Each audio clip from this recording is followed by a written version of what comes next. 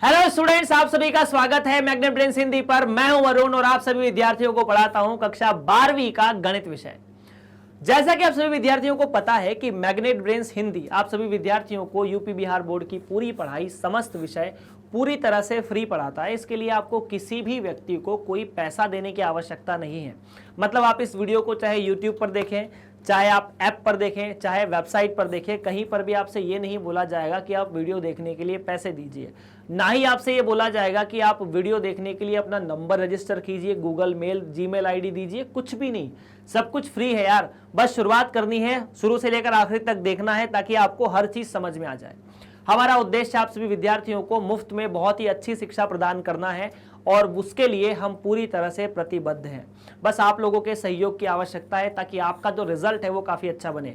चलिए शुरुआत करते हैं। आज हम लोग बात करेंगे सारणिक के बारे में और सारणिक के जो गुणधर्म है वो काफी इंपॉर्टेंट है, क्योंकि सारणिक को हल करने से ज्यादा या सारणिक को खोल के हल करने से ज्यादा उसके गुणधर्म समझने में हमारा इंटरेस्ट होगा। क्यों? क्योंकि गुणधर्म की मदद से आप कई बार डायरेक्टली देख पाएंगे कि मान जो है वो बराबर, मतलब डायरेक्टली कई बार मान बड़ी आसानी से निकाल सकते हैं। तो चलिए शुरुआत करते हैं और पहले गुणधर्म के बारे में बात करते हैं जो कि फर्स्ट प्रॉपर्टी है। अब इन गुणधर्मों को मैं वन बाय वन आपके सामने लिख देता हूं, ठीक है। पहला गुणधर्म है जिसे आप लिख सकते हैं, अपन टॉपिक या हेडिंग डाल देते हैं यार कि सारणिक के गुणधर्म क्या होंगे।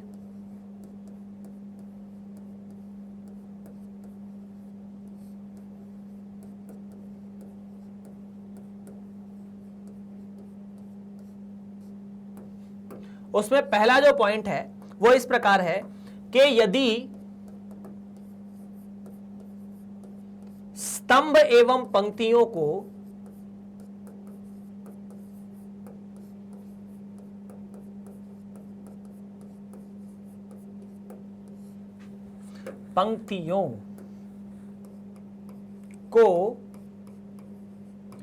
आपस में परिवर्तित कर दिया जाए। जब आपको पता है, जब हम लोग ने ऐसी जानकारी, ऐसी चीज पढ़ी थी कि आव्यूह में स्तंभ और पंक्ति को आपस में बदलना, तो हमने उसे ट्रांसपोज कहा था, है ना। यहां पर वह सारणिक ही रहेगा। करने पर सारणिक का मान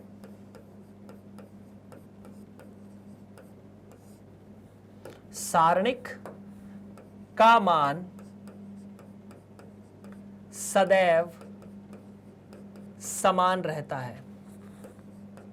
मतलब चीज चेंज नहीं होती।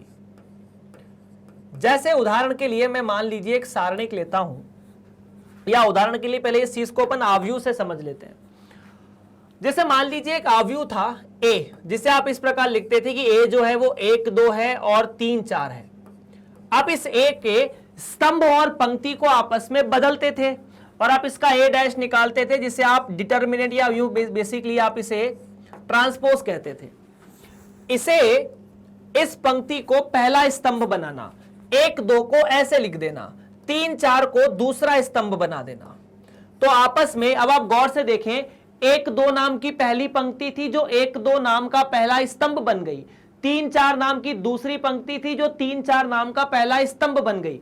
1 3 नाम का पहला स्तंभ था जो 1 3 नाम की पहली पंक्ति बन गई। 2 4 नाम का दूसरा स्तंभ जो 2 4 नाम की दूसरी पंक्ति बन गई। तो आपने स्तंभ और पंक्ति को आपस में बदल दिया। अब ये जो प्रॉपर्टी हम पढ़ रहे हैं, इस प्रॉपर्टी के हिसाब से इन भाई साहब का मतलब यह है कि यदि आप ए का ट्रांसपोज निकाले तो वो ए के सारणिक के, मतलब दोनों का सारणिक बराबर होता है। इससे पहली प्रॉपर्टी तो ये निकल के आती है, जिसपे एक छोटा सा उदाहरण है आपकी किताब का ही, अपन वो डिस्कस कर लेते हैं कि इसके लिए गुणधर्म 1 का सत्यापन कीजिए। मतलब बेसिकली आपसे प्रश्न में तो ऐसा बोलेगा नहीं कि गुणधर्म 1 का सत्यापन कीजिए, क्योंकि वहां गुणधर्म 1 लिखना पड़ेगा। लेकिन ठीक है, हम एक डेल दिया है, अपन पहले सारणिक का मान निकालते हैं और इस सारणिक के बाद इस सारणिक की पंक्ति और स्तंभ को आपस में बदल के उसका मान निकालेंगे। देखेंगे क्या दोनों के मान बराबर आते हैं। तो सबसे पहले ये डेल का मान निकाल लेते हैं यार, ठीक है। डेल बराबर ऐसा दिया है, 2 -3 5 6 0 4 1 5 -7। अब अगर ये ऐसा है तो सबसे पहले क्या करेंगे, इसका मान निकालेंगे। कैसे मान निकालते हैं तो उम्मीद है आपको याद होगा। सबसे पहले चिन्ह डायग्राम बना लो। आप किसी एक पंक्ति या किसी एक स्तंभ को पकड़िए जिसके सापेक्ष आपको मान निकालना है। और मैंने कहा था कि यदि ज्यादा से ज्यादा जीरो जिसमें हो उसके सापेक्ष मान निकालो। यहां एक जीरो है, इसके सापेक्ष निकाल सकते हो, या दूसरा तरीका जैसे जिसके सापेक्ष जिसमें 2 जीरो हो ना उसी में निकालना। एक जीरो में ज्यादा कोई असर पड़ेगा नहीं आपको। R1 के सापेक्ष आप हमेशा मान कैलकुलेट करने की कोशिश कीजिए, वो आपको याद भी रह जाएगा। तो जब मैं किसी भी पंक्ति, जैसे मान लीजिए मैं तो चिन्ह का फोटो बना देता हूं कि चिन्ह डायग्राम कैसा होगा। जिस पंक्ति के सापेक्ष आपको या जिस स्तंभ के सापेक्ष कैलकुलेशन करना है पहले उसे सिलेक्ट कर लीजिए। तो मैंने सिलेक्ट किया कि मैं यहां पर R1 के सापेक्ष मान निकालूंगा। किसके सापेक्ष? R1 के सापेक्ष। तो R1 के सापेक्ष निकालो। सबसे पहले तो R1 को सिलेक्ट कर लिया कि ये R1 है। तो जैसे ही R1 को सिलेक्ट किया, जो R1 के चिन्ह है मैंने उन्हें चयन कर लिया कि मैं इनके बारे में बात करने वाला हूं, प्लस माइनस प्लस। तो जैसे ही मैंने डेल लिखा, देखो सबसे पहले ये 2 लिखोगे। इस 2 को लिखते ही इसके आगे चिन्ह कौन सा लगाओगे? पहला प्लस वाला। तो आपने लिखा 2, ब्रैकेट लगाया। ठीक है, R1 तो ठीक है, जिस स्तंभ में आया उस स्तंभ का चयन भी कर लो। पंक्ति का तो चयन है। अब ये स्तंभ, ये पंक्ति और ये स्तंभ छोड़ने के बाद इसका इसमें गुणा और इसका इसमें गुणा। तो 0 का -7 में और 5 का 4 में गुणा, ऐसा कुछ। तो मैंने क्या किया, यहां पर 0 का -7 में गुणा किया। अब ये तो पता ही है आपको यार, -4 का 5 में गुणा, ऐसा कुछ। नेक्स्ट आता है, इसे हटाया, अपन दूसरे अवयव की तरफ गए। दूसरा अवयव कौन सा है? -3। पर -3 के आगे एक और माइनस लगेगा, लगाना पड़ेगा। तो -3 के आगे एक और माइनस लगेगा, लगाया। और उसके बाद -3 जिस पंक्ति और जिस स्तंभ में है। अब पंक्ति तो आप पहले ही चयन करके बैठे हो, स्तंभ को चयन कर लिया।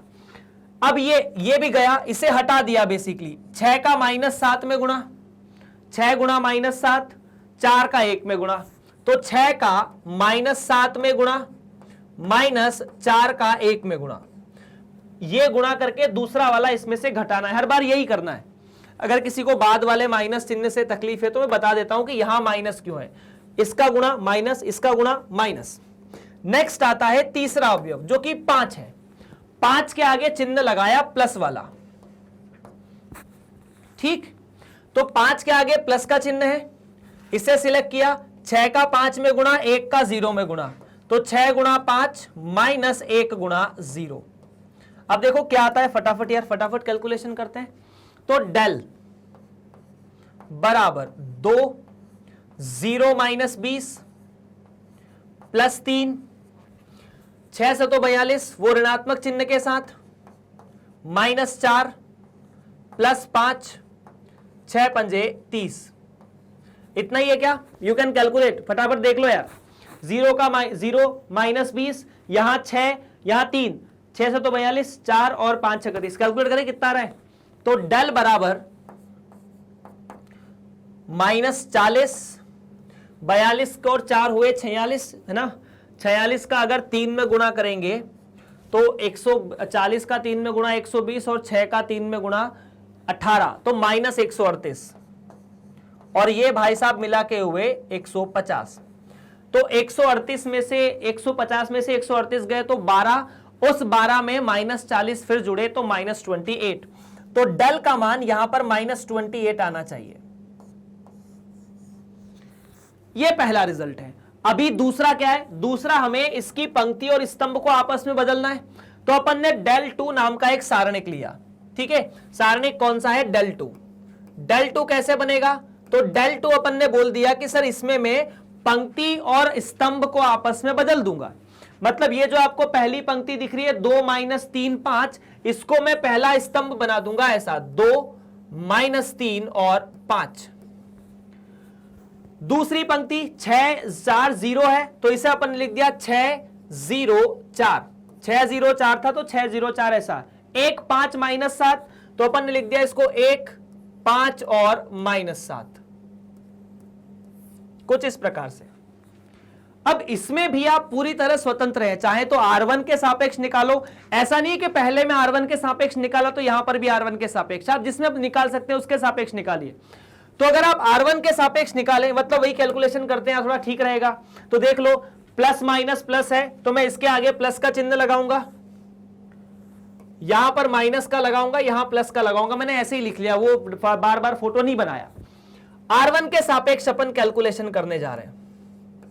फिर से del 2 का मान कैसे निकलेगा, तो देखो del 2 बराबर R1 में ये 2 है, 2 के आगे प्लस का चिन्ह है, जिस पंक्ति और जिस स्तंभ में ये आया है अपन ने उसे हटाया, ये पंक्ति ये स्तंभ, क्या बचा 0 का -7 में गुणा, तो 0 गुणा -7, 4 का 5 में गुणा तो -4 गुणा 5, ऐसे ही है, ठीक है। नेक्स्ट आता है अगला अवयव, ये वाला दूसरा वाला। अब यहां पर 2 की, यहां -6 है, तो माइनस, ये 6 था, इसके आगे एक माइनस का चिन्ह लगाना है तो -6 हो जाएगा। ये तो 6 था पर चिन्ह के हिसाब से यहां माइनस का चिन्ह लगाना था, तो -6 लिखा, -6, ये गया, -3 का -7 में गुणा,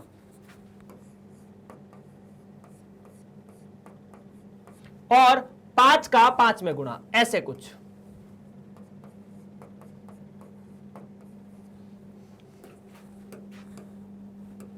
उसके बाद ये लिखा अगला अवयव +1,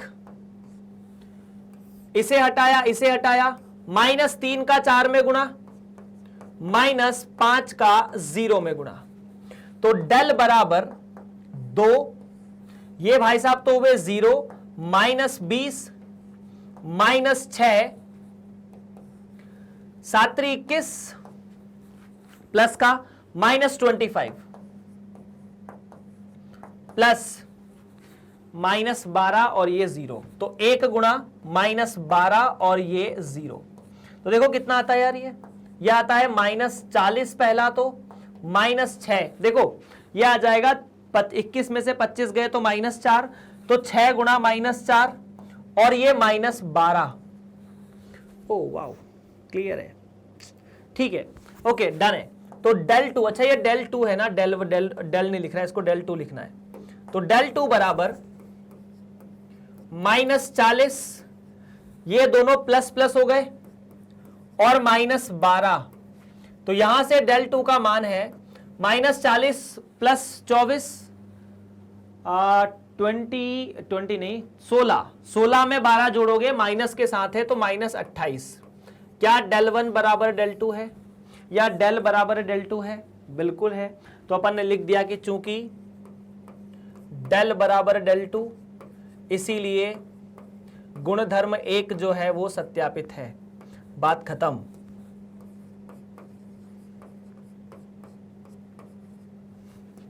ठीक, गुणधर्म 1 सत्यापित हुआ। प्रश्न में आपको ऐसे देंगे कि उक्त सारणिक में सत्यापित कीजिए कि पंक्ति को स्तंभ से बदलने पर सारणिक का मान समान रहता है, और इतना भी लिखने की अगर उनको हिम्मत नहीं होगी तो वो ये लिखेंगे कि इस चीज को सत्यापित कीजिए कि एक आव्यूह है, इस आव्यूह का सारणिक है, इस आव्यूह का और इस आव्यूह के ट्रांसपोज का सारणिक बराबर है। इतनी सी बात है यार, डन है। तो ये पहला गुणधर्म था जिस पर एक सवाल भी आपने किया था। अभी बात करते हैं दूसरे गुणधर्म के बारे में, गुणधर्म नंबर 2। ठीक, अपन चलते हैं वही गुणधर्म वाली स्लाइड पर ही, और अपन लिखते हैं दूसरा गुणधर्म, यदि किन्हीं दो, यहां बात ध्यान देना ना, किन्हीं दो पंक्तियों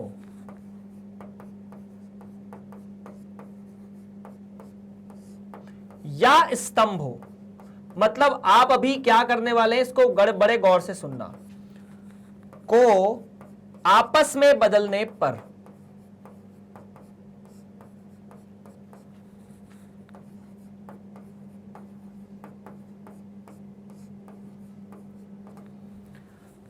सारणिक का मान क्या होता है,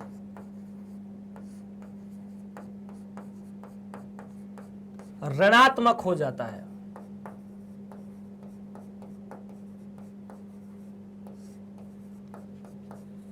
अब ये तो सर पहले वाली बात है ना। देखो पहले वाले में आपने सारी पंक्तियों को स्तंभ बना दिए थे, पंक्ति को स्तंभ बनाया था, स्तंभ को पंक्ति बनाया था। दूसरे केस में आप दो पंक्ति को आपस में बदल रहे हैं, जैसे पहली पंक्ति को तीसरी पंक्ति बना दिया और तीसरी पंक्ति को दूसरी पंक्ति बना दिया। जैसे उदाहरण के लिए मान लीजिए एक डेल नाम का सारणिक है, जिसे मैं ऐसा लिख रहा हूं कि इसमें पहली पंक्ति R1 है, दूसरी R2 है और तीसरी R3 है। अब यहां जाहिर सी बात है, इसमें तीन पंक्ति है तो तीन स्तंभ होने चाहिए, तो R1 के तीन अवयव होंगे, R2 के तीन अवयव होंगे, R3 के तीन अवयव होंगे। आपने इसको ऐसा लिखा है। अब यदि आप ऐसा निकालना चाहते हैं कि मैं R1 R2 को बदल दूं, मतलब R2 की जगह पर R1 लिख दूं और R1 की जगह R2 लिख दूं, तो इस केस में सारणिक का जो मान है वो पहले वाले मान के ऋणात्मक आ जाएगा।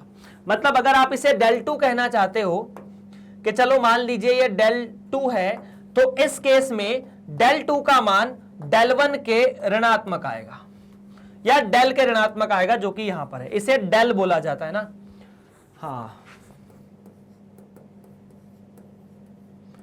del, डेल्टा बोलते हैं लेकिन del ही बोलते हैं शॉर्ट फॉर्म में। ठीक है, चलिए डन है।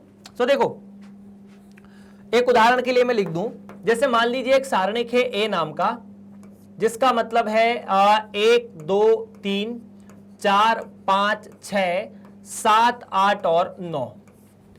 अब यदि आपने क्या किया यहां पर, इसी सारणिक में एक मतलब इसको अगर आपने मान लीजिए दूसरी पंक्ति को तीसरी पंक्ति से बदल दिया, पहली पंक्ति को जैसा है वैसा लिखाइए, दूसरी पंक्ति है तीसरी पंक्ति, तो दूसरी को तीसरी को ऊपर ले आए, दूसरी को नीचे फेंक दिया। तो इस केस में क्या किया आपने यहां से यहां पहुंचने के लिए दूसरी पंक्ति और तीसरी पंक्ति को आपस में बदल दिया। R1 की जगह R2, R2 की जगह R या R2 की जगह R3, तो यहां आप माइनस का चिन्ह लगा देंगे। अब यदि आपको और भी मन करता है कि सर मैं फिर से बदल सकता हूं, तो फिर से बदल दो, हमें कोई दिक्कत नहीं है। किसको बदले, चलो ठीक है। अब सर अभी मैं क्या करता हूं, मैं R3 को R1 से बदल देता हूं। अब ये जो रिजल्ट आया ना, इसमें R3 को R1 से बदलो। R3 कौन है, नई वाली R3, पुरानी नहीं। तीसरे नंबर पे कौन है, R3 ये है, R2 ये है। तो फिर से अपन ने बदल दिया, तो अपन ने यहां लिख दिया 4 5 और 6 7 8 और 9, और यहां पर आ जाएगा 1 2 और 3। अब इसमें क्या होगा, तो इस केस में फिर से माइनस आ जाएगा, तो एक माइनस पहले से था तो माइनस माइनस प्लस होगा, इसीलिए यहां पर प्लस का चिन्ह आ जाएगा। ऐसे अगर स्तंभ को बदलोगे तो स्तंभ में भी सेम कहानी होगी। बात समझ में आई क्या? चलिए अगर आई है, मतलब सारणिक में ना मेन जान है ये सारणिक की। खैर मतलब ये तो नहीं है, छोटी छोटी प्रॉपर्टी। प्रश्न नंबर 7, इसमें गुणधर्म 2 का सत्यापन कीजिए। तो क्या करेंगे सत्यापन करके, देखो मतलब आप पहले डेल का मान निकालो, फिर किसी भी एक पंक्ति या किसी भी एक स्तंभ को बदलकर फिर उसका मान निकालो, जैसी आपकी इच्छा। तो सबसे पहले डेल का मान निकालते हैं, और यहां पर कैलकुलेशन थोड़ा भी फास्ट किया जाएगा। आप इसके सापेक्ष कैलकुलेशन करने जा रहे हैं। क्या चिन्ह का पैटर्न क्या होता है, प्लस माइनस प्लस। अच्छा, किसी के दिमाग में ऐसी बात है क्या कि सर आपने अभी तक जितने भी सवाल किए इन तीनों को लिया, इन बाकी चिन्हों को क्यों नहीं लिया? जब मैं R1 के सापेक्ष खोलूंगा तो इन तीनों को लूंगा, जब इसके सापेक्ष खोलूंगा तो इन तीनों को लूंगा, इसके सापेक्ष खोलूंगा तो इन तीनों को लूंगा। जाहिर सी बात है। तो अगर ऐसा कुछ किया जाए तो सबसे पहले इसके ये लिखा 2 के आगे प्लस का चिन्ह है तो 2, इसका इसमें गुणा और इसका इसमें गुणा। सवाल वही है क्या 7वां? वेट चीजें वही है, मतलब बेसिकली एंट्रीज वही है। तो 0 का -7 में गुणा, ठीक है, -5 का 4 में गुणा। ठीक, बिल्कुल ठीक। उसके बाद ये 3 लिखा तो 3 के आगे माइनस लगाना है तो -3। फिर क्या करेंगे, फिर अपन इस स्तंभ को भूल जाएंगे, 6 का -7 में गुणा, 4 का 1 में गुणा। फिर उसके बाद अगला अवयव लेंगे, अगला कौन सा, 5। तो 5 में ये वाली पंक्ति, ये वाला स्तंभ भूल जाएंगे, 6 का 5 में गुणा, माइनस 7 का या 1 का 0 में गुणा, हालांकि मैं 7 का 0 में गुणा लिखता तो भी फर्क पड़ता नहीं। देखो क्या क्या जवाब आता है, इसका मतलब वही जवाब आएगा -28, पहले भी वही आया था। चाहो तो एक बार कैलकुलेट करके देख लेते हैं। डेल बराबर 2, ये 0 -20 माइनस माइनस हुए प्लस, ये -24 -4 या 6 चौक 24 है ना यार, हाँ 24 है, और ये 24 और 4 28 होने चाहिए। मैंने पिछली बार में से 48 लिखा था क्या, 6 7 में होगा ना, 6 का 4 में नहीं 7 में गुणा था बेसिकली, इसका इसमें गुणा किया था तो -7 था ये, हाँ तभी ये 42 था और ये 46 था, मतलब 42 और बाद में 46 हो गया था। 42 -4 प्लस ये 5 और ये 30, कैलकुलेशन करने पर ये -28 आया था, है ना। मतलब चाहो तो देख लो, -40 और ये 150 है और ये आएगा 138। तो यहां से आपने लिखा कि पहले केस में जो डेल है उसका मान -28 है। नेक्स्ट स्टेप में मैं क्या करता हूं, मैं R1 को R2 से बदल देता हूं। अगर मैं R1 को R2 से नहीं बदलना चाहूं तो मैं कॉलम 1 को कॉलम 2 से, मतलब C1 को C2 से बदल दूं, कोई दिक्कत नहीं है। C2 को C3 से बदलूं, कोई दिक्कत नहीं है। तो मैंने यहां पर क्या किया, मैंने इस केस में R1 को R2 से बदला और R2 को R1 से बदला, यह बना डेल, एक नया सारणिक जिसमें R1 की जगह R2, मतलब यह पंक्ति ऊपर आ जाएगी 6 0 4 और 2 -3 और 5 ऊपर चले जाएंगे और 1 5 और -7 यहां रह जाएगा। अब इसमें भी देखो मैंने कहा है कि आप पूरी तरह स्वतंत्र हैं, जिसके सापेक्ष कैलकुलेशन करना चाहे कर सकते हैं, लेकिन अगर एक बार आप R1 के सापेक्ष रट लेंगे चीजों को तो अच्छा रहेगा। तो हम अभी डेल 1 का मान निकाल रहे हैं, पहली पंक्ति R1 के सापेक्ष, तो लिखा 6, बिल्कुल 6 लिखा, उसके आगे प्लस का चिन्ह है तो बहुत अच्छी बात है। 6 लिखा तो ये स्तंभ भूल गए, इसका इसमें गुणा, इसका इसमें गुणा, तो -7 गुणा 3, तो -3 गुणा -7 लिखा, -5 गुणा 5। उसके बाद दूसरा वाला 0 है भाई, लिखने की आवश्यकता नहीं। क्या ये बात समझ में आई? ओ यहां पर 5 आएगा, नहीं रुको रुको, यहां पर 6 0, यहां पर 3 आएगा और यहां पर तो 1 का 1 ही है ना, हमने किसे बदला है, हाँ ठीक है चलेगा। बाकी अगला वाला 0 है तो 0 के आगे तो आप कुछ भी लिखो फर्क नहीं पड़ता, यहां माइनस का चिन्ह जरूर लगाएंगे क्योंकि माइनस लगाना है, लेकिन फिर से कोई चिंता की बात नहीं है। नेक्स्ट के आगे लगता है प्लस का चिन्ह, है ना, तीसरे के आगे कौन सा लगा है, प्लस वाला चिन्ह, ये वाला, तो प्लस वाला चिन्ह लगाया, +4, ठीक है, ये हटाया, 5 का 2 में गुणा और -3 का 1 में गुणा, यही है क्या, चेक कर सकते हो। तो डेल 1 का मतलब है 6 गुणा -21, ये कितना हुआ 21 -25 +4 10 माइनस प्लस ये हुए 3, ठीक है क्या, यहां कुछ गड़बड़ है क्या, देखते हैं एक बार क्या डेल 1 का मान आता है। तो डेल 1 बराबर 6 गुणा 4 -4, तो ये -4 हो जाएगा और ये हो जाएगा कुछ ऐसा, 4 का अगर अपन ने इसमें गुणा किया तो 10 और 13, मतलब 4 गुणा 13, है ना, तो ये कितना हुआ -28 और ये 52, तो -24 और ये 52, तो अगर -24 में 52 जोड़ोगे तो 28 आएगा।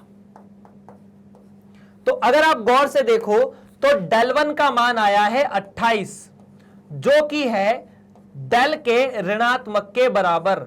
और दूसरी प्रॉपर्टी, दूसरा गुणधर्म यही कहता है कि अगर आपने स्तंभ को पंक्ति से बदला तो मान ऋणात्मक हो जाएगा, 28 की जगह -28 आ चुका है। डन है क्या, आप इसे चेक कर सकते हैं, वेरीफाई कर सकते हैं। कोई समस्या, कोई परेशानी अगर हो तो कमेंट में लिख देना। डन है, चाहो तो लिख लो एक बार। चलिए अगले के बारे में बात करते हैं। तो अगला मतलब नंबर 3 आता है जिसके बारे में अपन बात करने वाले हैं, इसे हटाते हैं। और प्रॉपर्टी नंबर 3 क्या कहती है?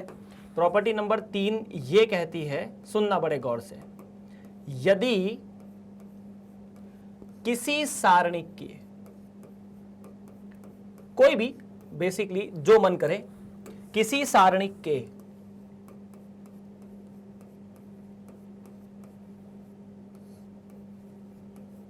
दो पंक्तियां, मतलब बेसिकली दो पंक्तियां समझते हो ना, पंक्तियों से मतलब दो पंक्तियां या दो स्तंभ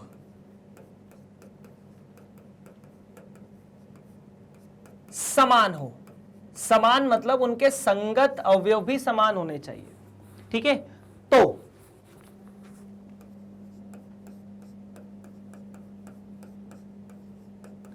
सारणिक का मान 0 होता है।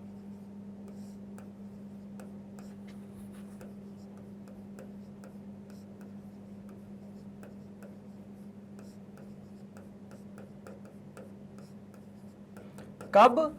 जब सारणिक की दो पंक्ति या दो स्तंभ समान हो। मतलब कोई भी दो पंक्ति और दो स्तंभ अगर समान हुए तो सारणिक का मान समान है। संगत अवयव मतलब पहला अवयव पहले अवयव के बराबर, दूसरा अवयव दूसरे अवयव के बराबर। जैसे उदाहरण के लिए मैं ऐसे कहूं कि मान लीजिए एक सारणिक है ऐसा 1 2 3 1 2 3 और 4 5 6। इस केस में ये दोनों पंक्तियां समान है, इसलिए मान 0 है। लेकिन अगर ऐसा नहीं होगा कि अगर 1 2 3 लिखा है और यहां 3 2 1 लिखा है, बाकी यहां लिखा है 4 5 6, ऐसा होगा तो नहीं होगा 0, है ना? अगर ऐसा हुआ तो ऐसा नहीं है कि ये 3 3 के बराबर, 1 1 के बराबर, 2 2 के बराबर, ऐसा नहीं। पहला अवयव पहले के, दूसरा अवयव दूसरे के, तीसरा अवयव तीसरे के। इसके बारे में हो सकता है इसका मान 0 हो जाए, हो सकता है, नहीं भी हो सकता है, पता नहीं, ठीक है? तो मैं यहां लिख सकता हूं कि इसका मान निकालना पड़ेगा। हम कह नहीं सकते कि 0 होगा कि नहीं होगा। आप हमेशा नहीं कह सकते, ऐसा कह नहीं सकते हो। प्रॉपर्टी की मदद से हो सकता है ये 0 हो या हो सकता है ये 0 नहीं हो। जैसे अपन एक छोटा सा उदाहरण यहां पर कर लेते हैं, ये वाला, कि इसका मान ज्ञात कीजिए। तो आप बड़े गौर से देखिए सारणिक को, आप पाएंगे कि R1 है और R3 है, 3 3 2 2 3 3। तो सीधा सीधा लिखो यार, चूंकि R1 बराबर है R3 के, है ना, समान है, इसीलिए डेल का मान 0। खत्म, कुछ नहीं करना और कुछ करने की आवश्यकता ही नहीं है, सीधा सीधा आंसर है। चलिए नेक्स्ट, चौथी प्रॉपर्टी। चौथी प्रॉपर्टी क्या कहती है? यदि किसी सारणिक में या किसी पंक्ति या स्तंभ, अगर मैं पंक्ति के बारे में बात कर रहा हूं, या इसको ऐसे भी कह दो, किसी सारणिक में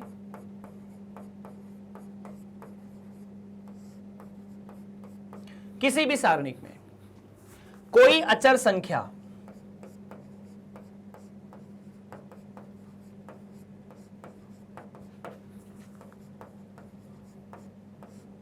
k का गुणा करने पर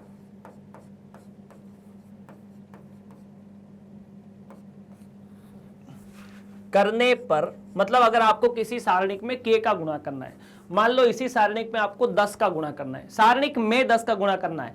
अब सारणिक में 10 का गुणा करना है, इसका मतलब है, ठीक है, किसी भी एक पंक्ति, सभी पंक्ति नहीं, किसी भी एक पंक्ति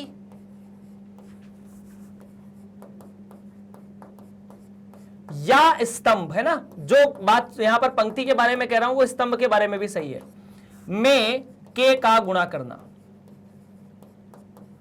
अब आपको आव्यूह से थोड़ा सा परेशानी हो सकती है। आव्यूह में किसी संख्या के गुणा करने का मतलब है सारे अवयवों का उस संख्या से गुणा करना। लेकिन अगर मैं सारणिक में बात करता हूं, जैसे मान लीजिए a नाम का एक सारणिक है, इसका मतलब है 1 2 या 2 3 4 5, 2 कोटि का एक सारणिक है।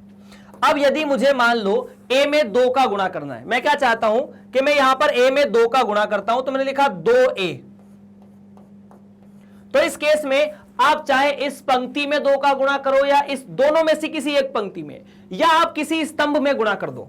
मतलब बेसिकली ये कहानी, अगर आप पहली पंक्ति में 2 का गुणा करते हैं तो 4 और 6 हो जाएगा, बाकी इस 4 5 को रहने दो। दूसरा ये, या तो आप पहले स्तंभ में गुणा करोगे तो ये 4 हो जाएगा और ये 8 हो जाएगा, ये 3 5 है, रहने दो। आप चाहो तो दूसरी पंक्ति में गुणा कर दो, कर दिया। दूसरी पंक्ति में गुणा किया मतलब 2 3 और ये 8 और ये 10, जो मर्जी करें। दूसरे स्तंभ में भी कर सकते हो, इस स्तंभ में गुणा कर दिया तो 3 और 10, 3 का डबल 6, तो 2 6 4 और 10। इस प्रकार से आप किसी भी एक पंक्ति या किसी एक स्तंभ में गुणा कर सकते हो। बात क्लियर है क्या? डन है। तो इस चीज को चाहो तो नोट कर लो और आ जाते हैं इस पे कि आव्यूह, इसका मान ज्ञात कीजिए। अब देखिए, आपको इसमें बेसिकली क्या करना है, आपको खोलना नहीं है इसे अगर खोलोगे तो, अगर इसके सापेक्ष खोलोगे तो लंबा चौड़ा कैलकुलेशन जो अपन करते आ रहे थे, हम इसे ऐसे लिख सकते हैं। ठीक है, कैसे? जैसे मान लीजिए ये डल है, पहली बात 102 18 और 36 और 1 3 और 4 17 3 और 6। अगर मैं 102 को, है ना, 102 को ऐसे लिख सकता हूं क्या कि 102 हमेशा 17 गुणा 6 होता है। 102 का मतलब क्या है? 17 गुणा 6। 18 का मतलब 6 गुणा 3 या 3 गुणा 6, ऐसा लिख दूं। और 36 का मतलब क्या है? 36 का मतलब भी 6 गुणा 6, तो ये 3 गुणा 6, ये 6 गुणा 6, और यहां पर 1 3 4 और ये 17 3 और 6। अगर आप पहली पंक्ति को गौर से देखो तो पहली पंक्ति में आपने 6 का गुणा किया। यूं समझ लो कि पहली पंक्ति से आप 6 को बाहर भी निकाल सकते हैं। इसका मतलब है कि आपने सारणिक में क्या किया? पहली पंक्ति में 6 का गुणा किया था। तो अगर चाहो तो इस 6 को पहली पंक्ति से बाहर भी निकाल सकते हो, सारणिक में ऐसा कर सकते हैं। तो यहां पर तो बचेगा 17 3 6 1 3 4 17 3 और 6। अब इसका मान निकालना बड़ा आसान है। क्यों? Property number 3। प्रॉपर्टी नंबर 3 क्या कहती है कि किसी सारणिक की 2 पंक्तियां या 2 स्तंभ समान हो तो सारणिक का मान 0 होता है। यहां 17 3 6 और यहां 17 3 6। पहली पंक्ति तीसरी पंक्ति के बराबर है क्या? बिल्कुल। तो मैं यहां से लिख सकता हूं कि इस केस का आंसर होगा 6 गुणा 0 मतलब 0। क्यों? क्योंकि R1 जो है वो R3 के बराबर है। बात इतनी सी है। क्यों? 17 3 6 17 3 6। तो यहां से इस चीज को ऐसे भी देख सकते हो कि यदि एक सारणिक में एक पंक्ति दूसरी पंक्ति के अनुपाती हो, अनुपाती मतलब आपने इस पंक्ति में 6 का गुणा किया तो आपको तीसरी पंक्ति आ गई। मतलब बेसिकली इसको और इसको भाग दोगे तो 102 बटा 17 बराबर 18 बटा 3 बराबर 36 बटा 6। तब भी आप ऐसे कह सकते हो कि अगर ऐसा है, अगर ये तीनों अवयव, इसको इससे भाग दिया, इसको इससे भाग दिया, इसको इससे भाग दिया, बराबर है, मतलब यहां से वो अवयव कॉमन आएगा। बाकी दोनों पंक्तियां या 2 स्तंभ में होगा तो दोनों स्तंभ समान हो जाएंगे और ये चीज 0 हो जाएगी। आप इसे नोट कर सकते हैं, देख सकते हैं। डन है क्या? ये 9वां उदाहरण है इस सारणिक का। इसे और भी ऐसी चिंता की बात नहीं है, हम बहुत सी चीजें देखने वाले इसमें, आप चाहे तो नोट कर सकते हैं। चलो यार, इतना क्लियर है तो बढ़ते हैं आगे अगली प्रॉपर्टी की तरफ। आप प्रॉपर्टी नंबर, आप इसे कह सकते हैं 5, है ना। यदि जैसे इसको ऐसे समझ लो लिख के कि जैसे मान लीजिए एक पंक्ति या एक स्तंभ 2 अवयवों के रूप में लिखा जाए, मतलब एक पंक्ति के कुछ अवयव है या सारे अवयव हैं, या एक स्तंभ के, जो भी अगर पंक्ति के बारे में बोल रहा हूं वो स्तंभ के बारे में भी यहां पर सही है। अगर वो 2 या 2 से या 2 अवयवों के जोड़ के रूप में है तो आप उसे 2 सारणिकों के जोड़ के रूप में लिख सकते हैं। जैसे, मतलब ये चीज मैं यहां एक्सप्लेन करता हूं। जैसे मान लीजिए ये A है, ये B है और ये C है, यहां D है, यहां E है, यहां F है, यहां G H और I है, अवयव है। और मान लीजिए आपके सामने यहां पर लिखा है कुछ ए में जुड़ा है मान लीजिए K1, बी में जुड़ा है K2 और सी में जुड़ा है K3। अब आप इसे अलग मतलब इसे सॉल्व करना चाहते हैं तो आप इसे ऐसा लिख सकते हैं। आप सबसे पहले K1 K2 को भूल जाइए, इसी पंक्ति में आप K1 K2 को भूले तो आपको मिलेगा ABC और उसके बाद DEF, उसके बाद GHI और प्लस करके अभी K1 K2 को लिख दीजिए। तो K1 K2 और K3, बाकी के जो अवयव है वो सेम रहेंगे नीचे। ये दूसरा सारणिक, मतलब आप इसे दो सारणिक के रूप में लिख सकते हैं। अगर यहां माइनस होता तो माइनस भी चलता, लेकिन यदि जैसे एक छोटा सा उदाहरण लेते हैं अपन यहां पर, जैसे मान लीजिए लिखा है A plus B, B plus C, A plus B और यहां पर लिख देता हूं C प्लस डी, और यहां लिखा है E प्लस एफ और G प्लस एच। तो आप ये चीज किसी भी एक पंक्ति में कर सकते हैं। इसका मतलब यह नहीं होगा कि ABC को यहां लिख दिया, ABC AB को यहां लिख दिया, EG को यहां लिख दिया, प्लस BD को और FH को यहां लिख दिया। इसका मतलब यह नहीं होगा। इसका मतलब होगा आप पहले किसी भी एक पंक्ति को पकड़ो जो मन करे। जैसे मान लो ये वाली, आप स्तंभ को भी पकड़ सकते हो। जैसे मान लो मैं यहां ये वाले केस में स्तंभ के अपन स्तंभ के सापेक्ष इसको अलग अलग करते हैं, तो स्तंभ के सापेक्ष अलग अलग करोगे तो इस स्तंभ के दो टुकड़े होंगे, मतलब ये A और E यहां आ जाएगा, C प्लस D उस केस में जैसा है वैसा ही रहेगा, G प्लस H के साथ ये स्तंभ सेम रहेगा। इसको तोड़ रहे हो फिर ये D प्लस F हो जाएगा, और वही C प्लस D और G प्लस H। फिर इसके दो टुकड़े करो, इसके भी वैसे ही टुकड़े करो जैसे किए हैं। तो यहां चार अलग अलग टुकड़े करने पड़ेंगे। तो इसको अगर तोड़ोगे तो ये तो आ जाएगा AC, या AC नहीं, ये E है ना, सॉरी AE है तो ये E है। उसके अलावा C प्लस G, साथ ही साथ ADE प्लस H। अभी इसके टुकड़े करें, अब इसके भी करने पड़ेंगे, प्लस BFCG प्लस BFDH। तो इस प्रकार ये चार अवयव के रूप में टूटेगा। आप अगर इसको ऐसा लिखते तो सिर्फ यही आता और यही आता, बाकी ये दोनों नहीं आते। इस प्रॉपर्टी का यहां उपयोग थोड़ा काम का है। इस पे एक उदाहरण अगर करके देखें तो उदाहरण नंबर 9 आपको, या 10 नंबर का उदाहरण ऐसे ही दिया हुआ है कि दर्शाइए कि ये 0 है। अब अगर यहां कैलकुलेशन हम लोग करने गए तो हम फंस जाएंगे, सीधी सीधी बात है, क्योंकि इसके सापेक्ष खोलो, फिर इसका इसमें गुणा करो, फिर इसका इसके इसमें गुणा करो, फिर इसका इसमें गुणा करो, एक लेंदी प्रोसेस है। और अगर ये लेंदी प्रोसेस है तो मैंने सोचा कि क्या मैं इस पंक्ति को दो अवयवों के रूप में देख पा रहा हूं। यहां a प्लस 2x है, b प्लस 2y है, तो क्या मैं इसे ऐसा लिख सकता हूं कि ये ABC है, इस ABC को अलग कर दिया, XYZ प्लस यहां पर ऊपर ABC है और यहां 2x 2y 2z और यहां पर XYZ। इतना ठीक है? अगर इतना ठीक है तो अब आपको मैं तीसरी वाली प्रॉपर्टी पर ले चलता हूं। तीसरी प्रॉपर्टी क्या बोल रही है कि किसी सारणिक की दो पंक्तियां दो स्तंभ समान हो तो वो सारणिक का मान शून्य होता है, AABBCC, ये पहला वाला शून्य। उससे हमने ये भी देखा था कि अगर दो पंक्तियां या दो स्तंभ आपस में समानुपाती हो, मतलब ये x तो ये 2x, ये y तो ये 2y, ये z तो ये 2z, तो यहां पर भी शून्य। तो फाइनली आंसर 0। या इसमें से दो को बाहर निकालोगे तो यहां पर सिर्फ XYZ बचेगा। इसको ऐसे भी समझ सकते हो कि सर मैं दूसरी पंक्ति से दो को बाहर निकाल लूं तो ABC, यहां XYZ और यहां पर XYZ। तो फिर से दो स्तंभ या दो पंक्तियां बराबर R2 R3, तो बस 0 plus 0 which is equal to 0। ये अगर यहां आव्यूह होता तो ये 0 नहीं होता, ये शून्य आव्यूह होता, पर यहां चूंकि आव्यूह नहीं है तो सीधी सीधी बात है, अपन इसको ऐसा लिख सकते हैं।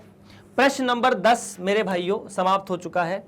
अब अपन आते हैं 11वें पर 11वें पे आने से पहले इसकी जो प्रॉपर्टी है वो भी डिस्कस कर लेते हैं। प्रॉपर्टी ये बोलती है कि यदि, ठीक है, प्रॉपर्टी नंबर 6, यदि किसी आव्यूह में, यदि आप I नाम की पंक्ति में, ये हमने सारणिक में भी पढ़ा था, आव्यूह में पढ़ा था बेसिकली, अगर आई नाम की पंक्ति में किसी पंक्ति में कुछ गुणा करके जोड़ते हो, जैसे जे वाली पंक्ति जोड़ते हो, है ना, क्या करते हो, जे वाली पंक्ति जोड़ते हो। जैसे मान लो R1 में अपन ने R2 का डबल जोड़ दिया, R3 में R3 का या R3 में R2 का डबल जोड़ दिया। यहां पर I और J समान नहीं होंगे, ध्यान रखना। ऐसा नहीं हो कि आप R1 में R1 का ट्रिपल जोड़ दें, ऐसा नहीं करेंगे। ऐसा करने से या फिर आप ये करो, या फिर आप किसी भी I नाम की स्तंभ में CI प्लस KCJ करो, जो आपकी मर्जी। जब आप ये करते हो तो आव्यूह का या तो सारणिक का मान समान रहता है।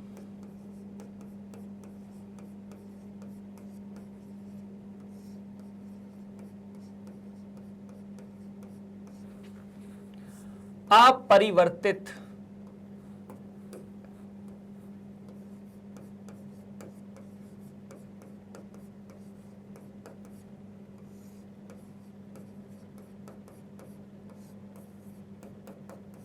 That is the case. अगर इसी केस का एक स्पेशल रूल बनाया जाए, ठीक है, तो ये थोड़ा अलग हो जाता है। जैसे आप सातवां केस बोल सकते हो। सातवें केस में यदि किसी पंक्ति में, ध्यान से सुनना, यदि किसी पंक्ति में उसी पंक्ति का के गुना करते हो, आपने क्या किया, उसी पंक्ति में उसी पंक्ति का के गुना कर दिया। मैंने जे वाली पंक्ति का के गुना करके आई वाली पंक्ति में जोड़ा है। या फिर आप किसी स्तंभ में यह काम करते हो कि सी वाले CI स्तंभ में मैं CJ को जोड़ देता हूं। इसे भी लाल कलर से लिखते हैं ना। तो क्या होगा, सारणिक का मान, बोलो क्या आएगा, कमेंट करो फटाफट। के गुना बढ़ जाता है।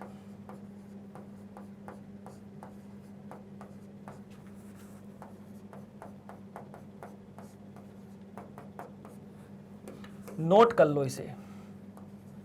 अगर एक पंक्ति में दूसरी पंक्ति को जोड़ा, दूसरी पंक्ति को घटाया, दूसरी पंक्ति का 10 गुना जोड़ा, फर्क नहीं पड़ेगा। लेकिन यदि उसी पंक्ति का 2 गुना जोड़ दिया तो मान डबल हो जाएगा। उसी पंक्ति में उसी पंक्ति को ट्रिपल कर दिया तो मान ट्रिपल हो जाएगा। जैसे ये तो हो चुका था, ये वाला प्रश्न है। आप इसको अब आपको यह सिद्ध करना है। अगर आप इसको ओपन करके सॉल्व करने की कोशिश करें तो आपके लिए ये काफी खतरे की घंटी हो सकती है ना। ऑब्वियस सी बात है यार, परेशानी तो होगी। आपको ये इतना पूरा a क्यूब के बराबर करना, यहां a है, अगर इसके सापेक्ष खोलोगे तो इनका आपस में गुणा कर सकते हो क्या, नहीं कर सकते। इसके सापेक्ष इनका आपस में गुणा नहीं कर सकते, इसके सापेक्ष इनका आपस में गुणा नहीं कर सकते। In short it's very big problem to calculate this thing expansion से। पर यदि मैं गुणधर्मों के बारे में बात करता हूं, गुणधर्म क्या कहते हैं कि एक पंक्ति से आप दूसरी पंक्ति में कुछ भी कर सकते हो, तहलका मचा सकते हो। तो इस 2s को a से 0 किया जा सकता है क्या? हाँ, देखो क्या होगा। यहां पर ये पहली पंक्ति R1 है, ये दूसरी R2 है और ये तीसरी पंक्ति R3 है। मैं एक छोटा सा ऑपरेशन लगाता हूं, आपको वो सिद्ध करना है, हो जाएगा। ऑपरेशन ये है कि मैं R2 में R2 माइनस डबल R1 करता हूं। ऐसा क्यों? मैंने कहा है कि किसी भी आई नाम की पंक्ति में जे नाम की पंक्ति से छेड़छाड़ करवा सकते हो। के चाहे 1 हो, 10 हो, 20 हो, फर्क नहीं पड़ता। तो इसका डबल इसमें घटेगा। साथ ही साथ एक और ऑपरेशन, मतलब दो ऑपरेशन लगा सकते हैं, पर जिसमें ऑपरेशन लगा है उसमें नहीं लगा सकते फिर से। मतलब जैसे R2 में लगा तो अब ऐसा नहीं कि R2 में R3 घटा दो। अब R1 को आपने छेड़ा नहीं है, आपने R1 को घटाया है R2 में, तो R1 तो नहीं बदलेगा। R1 नहीं बदला तो R1 को फिर किसी में घटा सकते हो। तो ऐसा ही मैं R3 में भी कर देता हूं। R3 में R1 का ट्रिपल घटाया जाएगा और मुझे पता है कि ऐसा करने से सारणिक का मान नहीं बदलता। तो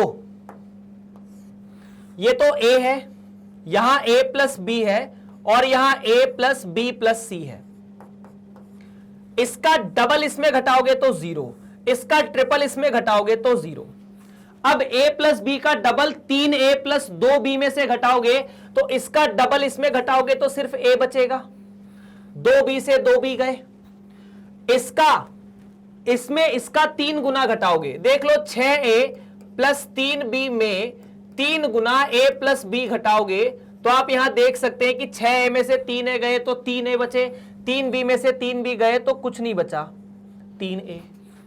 सेम चीज इसमें इसका डबल घटाओगे, किसमें 4a plus 3b plus 2c, तो 4a plus 3b plus 2c में किसका double a plus b plus c घटाओगे, R1 का डबल R2 में घट रहा है तो 2a में से 2a गए, 4a में से 2a गए तो 2a, 3b में से 2b गए तो सिर्फ b, 2c में से 2c गए तो 0। उसी तरह 10a minus 6b plus 3c में से 10a माइनस या प्लस 6b प्लस 3c में से इसका ट्रिपल घटाओगे, इसमें इसका ट्रिपल घट रहा है तो 10a में से 3a गए तो 7a, 6b में से 3b गए तो 4b, बिल्कुल 3b सॉरी, और 3c में से 3c गया तो कुछ भी नहीं बचा। ये आया, बिल्कुल आया। अब आप चाहो तो इसके सापेक्ष इसको ओपन कर सकते हो फिर से, लेकिन मैं आपको मतलब चाहो तो अब इस स्तंभ के सापेक्ष ओपन कर सकते हो, 2 0 हो गए, सिर्फ ये अवयव बचेगा, इसका इसमें गुणा करो, इसका इसमें गुणा करो, बाकी सब तो 0 है। लेकिन एक काम छोटा सा और करते हैं, क्या इस 3a को a की मदद से 0 कर सकता हूं? फिर से कर सकता हूं, तो एक तीसरा ऑपरेशन और लगा देते हैं यार। दूसरा ऑपरेशन क्या है, मैं R3 में छेड़छाड़ करवा रहा हूं, किससे? R2 से। क्या करूंगा? R2 को बोलूंगा कि अपने में 3 गुना ले जाओ और R3 को घटा दो। इससे क्या होगा? इससे होगा,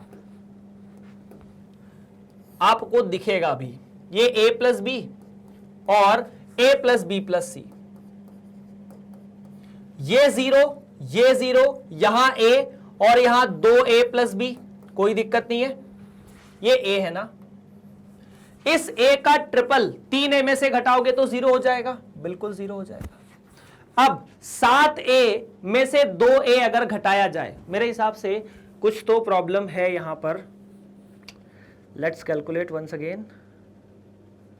अगर 7a में से, अच्छा इसका ट्रिपल घटाएंगे ना, तो 7a प्लस 3b में आप ट्रिपल घटाओगे 2a प्लस b का, तो 2 तिया 6, 7 में से 6 गए तो 1 बचा सिर्फ a, और 3b से 3b चले गए।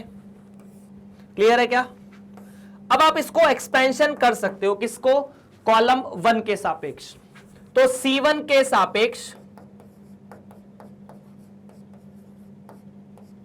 मान कितना आएगा? ये डेल ही था ना, इसको आप डेल बोलते आ रहे हो, ये डेल है, सवाल में लिखा है। अब देखो C1 के सापेक्ष खोला, मतलब ये वाले कॉलम के सापेक्ष खोला, ये वाले कॉलम पे, तो जो अवयव 0 है उनके बारे में तो बात ही नहीं करनी है। ये पहला अवयव लिखा a, इसका इसमें गुणा तो a का वर्ग, माइनस इसका इसमें गुणा तो 0, क्योंकि 0 है ये यार, तो ये क्या आ गया? a की घात 3, खत्म। वही तो सिद्ध करना था,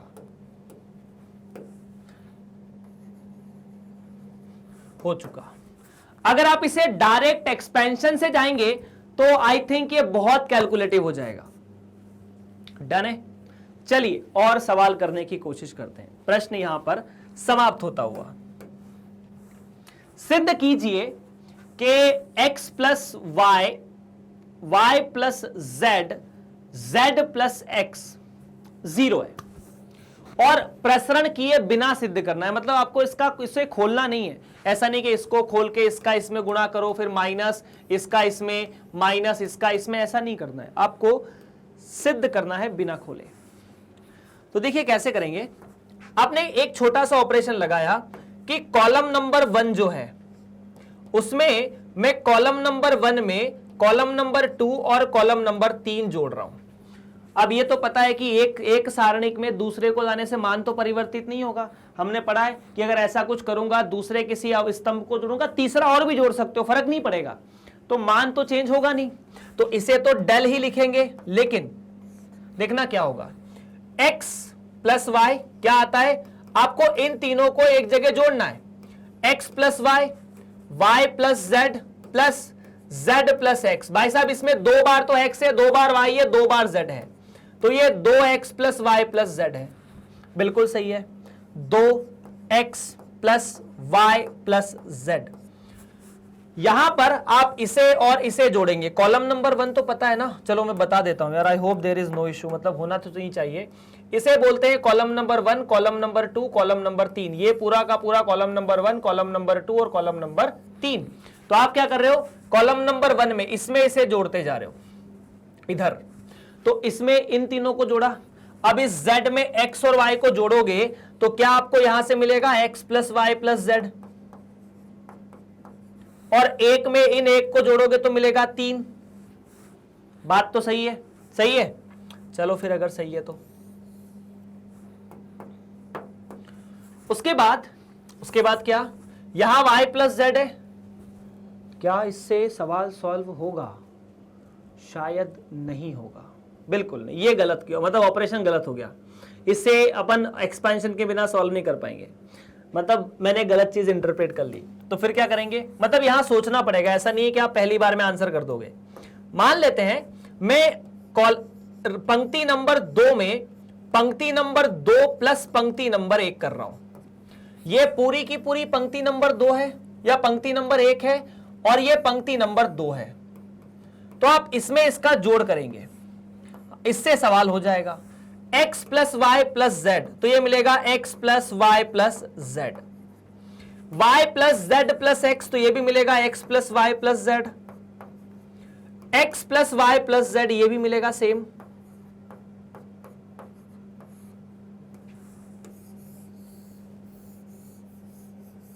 डन है, ओके। नेक्स्ट है, ये z है, ये x है, ये y है, बाकी ये 1 1 और 1।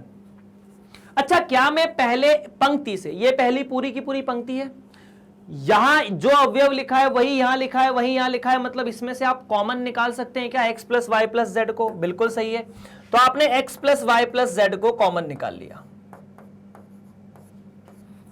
तो यहां पर बचेगा 1 1 और 1, यहां पर z x y 1 1 1, और जैसे ही मुझे पता चला कि इतना आया, मैंने सोचा कि किन्हीं दो पंक्ति और किन्हीं दो स्तंभ, या तो ये दोनों पंक्तियां बराबर है या कोई दो स्तंभ बराबर होते, सारणिक का मान सदैव 0 है ना, तो ये आ जाएगा x plus Y plus Z, ये तो बाहर एक संख्या गुणा थी यार, गुणा 0 तो 0। ऐसा क्यों? क्योंकि तीसरे नंबर की प्रॉपर्टी यही कहती है कि किन्हीं दो सारणिक में दो पंक्तियां या दो स्तंभ समान हो तो सारणिक का मान 0 होता है।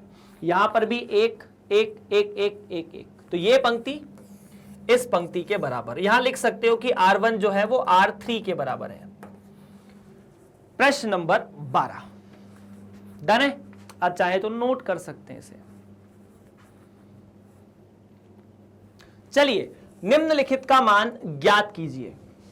आपको इस सारणिक का मान ज्ञात करना है, और चाहे तो आप इसे एक्सपेंशन से निकाल सकते हैं, चाहे तो आप इसे प्रॉपर्टी की मदद से निकाल सकते हो। और अब मैं आपको सारणिक का मान ज्ञात करने की विधियों के बारे में, मतलब बेसिकली हमने जो सूत्र पढ़े हैं, जो नियम पढ़े हैं, उनकी मदद से मान कैसे निकालना ये बताता हूं। सबसे पहले आप किसी भी एक पंक्ति या एक स्तंभ को के सारे अवयव समान कर लीजिए। क्या यहां पर वो ऑलरेडी दिए हैं? दिए हैं, 1 1 1 1। उसके बाद वो जो समान अवयव है उनमें से कॉमन चीज को निकालकर सारे अवयव को 1 1 1 बना लो, जो कि ऑलरेडी दिए हैं। मतलब हमने, हमारा पहला स्टेप क्या होता था, मतलब ये कोई मतलब एक वे है, कोई मेथड नहीं है। किसी भी एक पंक्ति या स्तंभ के सारे अवयव समान बना लो, उसके बाद उन सभी में से जो कॉमन निकलेगा, समान हो जाएंगे तो कॉमन चीज निकल जाएगी। जैसे मान लो यार 10 10 10 होता तो 10 को कॉमन निकाल के 1 1 1 बनाते, तो आप सभी को 1 1 1 बना लो। उसके बाद 1 की मदद से बाकी सबको 0 कर दो, मतलब इसकी मदद से मैं इसे 0 कर सकता हूं, इसे 0 कर सकता हूं। उसके बाद आपके लिए बहुत, आपको ज्यादा एक्सपेंशन की आवश्यकता नहीं पड़ेगी, आप बड़ी आसानी से कर सकते हो। जैसे मैं क्या करने जा रहा हूं, सुनना ध्यान से। मैं R2 में R2 माइनस R1 कर रहा हूं। ये R2 है पूरा का पूरा, और इस R2 में ये वाला R1 है, तो R2 में R1 घटाया जाएगा। साथ ही साथ ये काम आप R3 में भी कर रहे हैं, R3 में भी यही काम हो रहा है, R3 माइनस R1। इतनी सी बात है। तो देखो क्या आता है डेल का मान यार, डेल बराबर 1 0 0 1 0 0। अब B, ये तो A है, ये BC है, इसको तो कोई छेड़ नहीं सकता। यहां पर B माइनस A है क्योंकि B में से A घटेगा बिल्कुल, और यहां C माइनस A है। अब C माइनस A में से BC घटेगा, ये जो लिखा है ना इसमें से ये भी तो घटेगा, तो C minus A minus BC। आप चाहे तो C को बाहर निकाल लीजिए, A माइनस B आपको मिलेगा।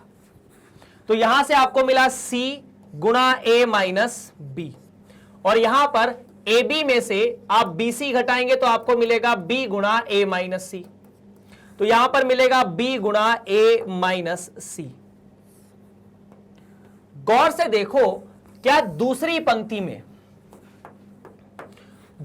पंक्ति में ये A माइनस B है का A माइनस B का ऋणात्मक है। अगर गौर से देखो तो ये A माइनस B है, तो ये A माइनस B का ऋणात्मक है।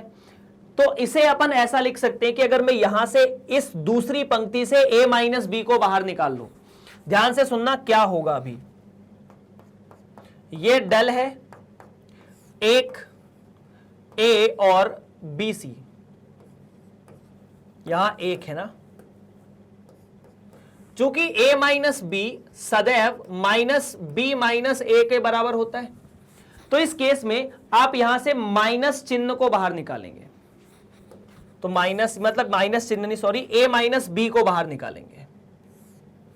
एक A BC, अगर आपने पूरी पंक्ति में से A माइनस B को बाहर निकाला, जीरो में से तो कुछ भी बाहर निकालो फर्क नहीं पड़ता, तो R2 में से मैं A माइनस B को बाहर निकालूंगा, तो यहां पर ये बचेगा 0। यहां A माइनस B गया तो B माइनस A उसका ऋणात्मक होता है, और यहां बच जाएगा C। उसी तरह से यहां से आप A माइनस C बाहर निकाल सकते हैं। अगर आपने यहां से A माइनस C बाहर निकाला तो आपके सामने यहां तो 0, यहां माइनस 1 और यहां बच जाएगा B। अब इस सारणिक को खोलना बड़ा सिंपल है, देख लो क्या करोगे। इस C1 के, या यूं समझ लीजिए कि C1 के सापेक्ष आप इसका मान निकालेंगे।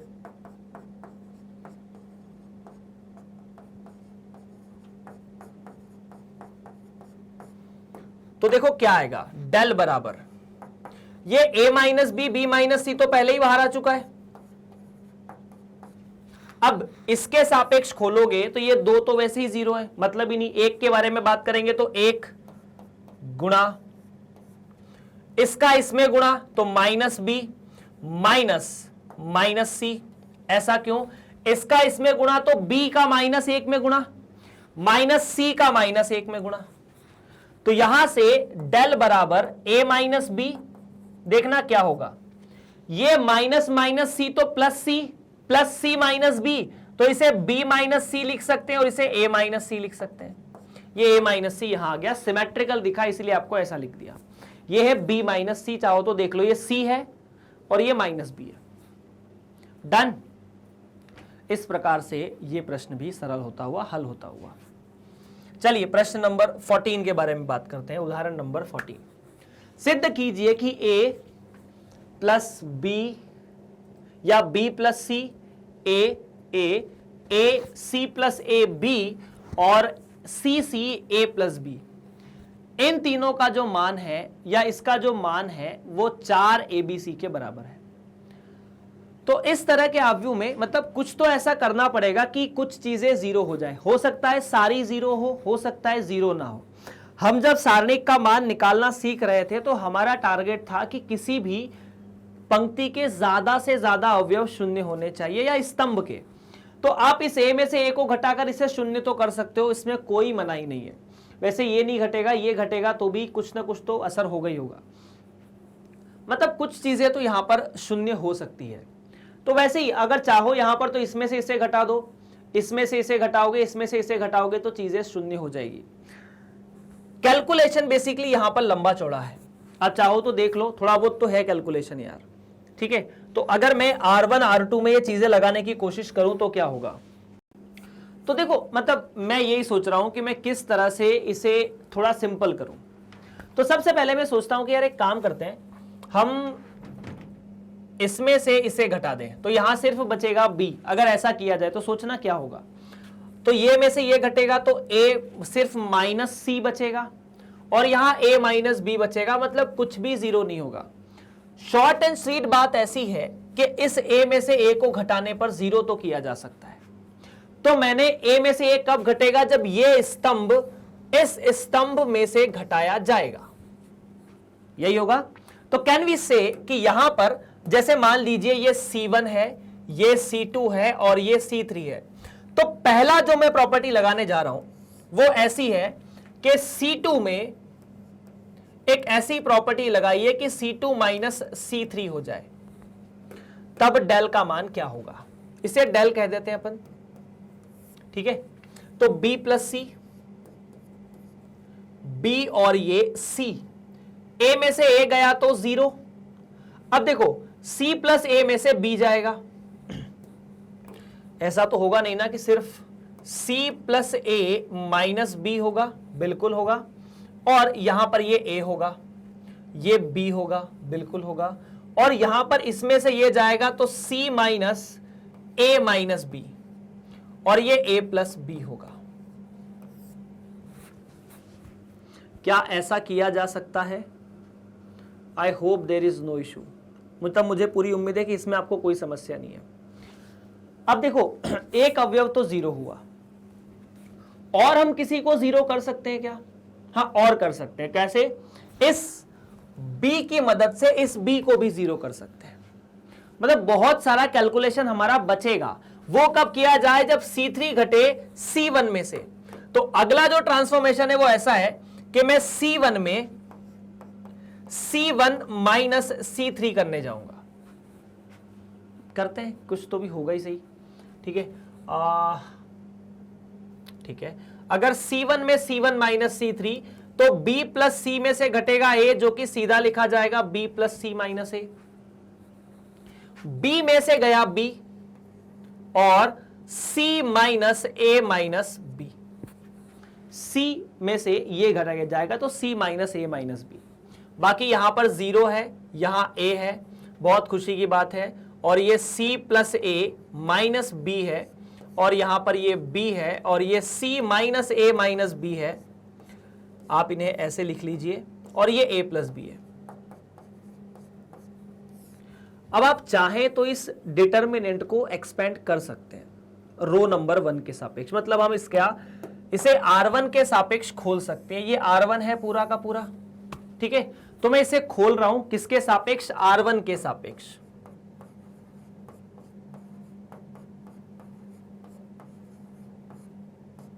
देखो क्या होगा, आप सबसे पहले R1 के सापेक्ष खोलेंगे तो प्लस वाला चीज याद है, प्लस माइनस प्लस, फिर माइनस प्लस माइनस और फिर प्लस माइनस प्लस, ये चीज आपको करनी होगी। तो चिन्ह में हम चूंकि R1 के सापेक्ष खोल रहे हैं तो प्लस माइनस प्लस को याद रखेंगे, बाकी हमारे किसी काम के नहीं है। तो पहले तो प्लस लिखा, किसके आगे? B plus C minus A। और जैसे ही B plus C minus A लिया, जिस पंक्ति और जिस स्तंभ में ये आया, ये स्तंभ और ये पंक्ति दोनों को हटा दिया। फिर क्या करोगे? C plus A minus B में आप A प्लस B का गुणा करोगे, minus B C minus A minus B का गुणा करोगे, इस B में इसका गुणा करोगे। ये छोटा सा रिजल्ट है, अभी तो और भी आएगा। बाकी नेक्स्ट में जैसे आप देखोगे कि अगला अवयव मैं क्या लिखूं, तो अगला अवयव 0 है। इस 0 का किसी में भी गुणा करो, इससे फर्क नहीं पड़ता। तो अगला तो 0 है, माइनस चिन्ह के साथ आएगा, लेकिन फर्क क्या पड़ता है? अगला है A, जिसके आगे आपको प्लस का चिन्ह लगाना है, तीसरा अवयव। और जैसे ही अपन ने A को लिखा, अपन ने इसके बारे में बात कर ली, ये हट जाएगा। इसका इसमें गुणा करोगे तो 0 आएगा। तो यहां तो A और यहां 0 माइनस इसका इसमें गुणा किया 0 आया, अब इनका आपस में गुणा तो c माइनस ए माइनस बी, सी प्लस ए माइनस बी, तो यहां से मिला c माइनस ए माइनस बी और c प्लस ए माइनस बी। आपको इसे सिंपल करना है। हाँ कैलकुलेटिव तो है।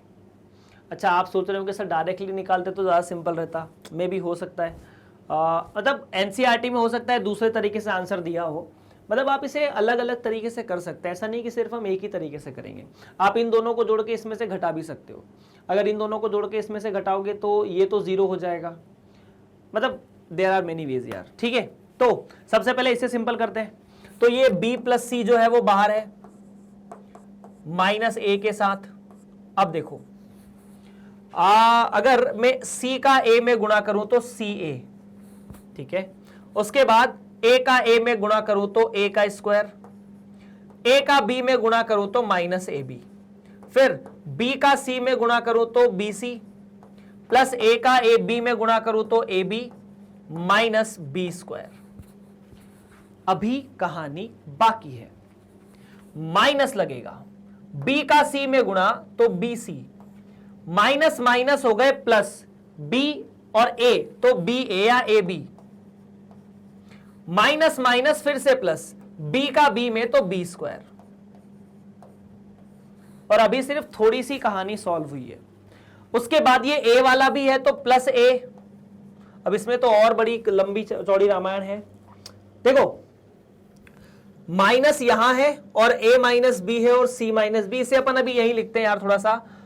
ये माइनस चिन्ह जो है ना इसे बाहर ला सकते हैं, मतलब ये जो माइनस है इसे बाहर लाकर माइनस a कर दिया, बाकी यहां पर है c माइनस ए माइनस बी और c प्लस ए माइनस बी, है ना।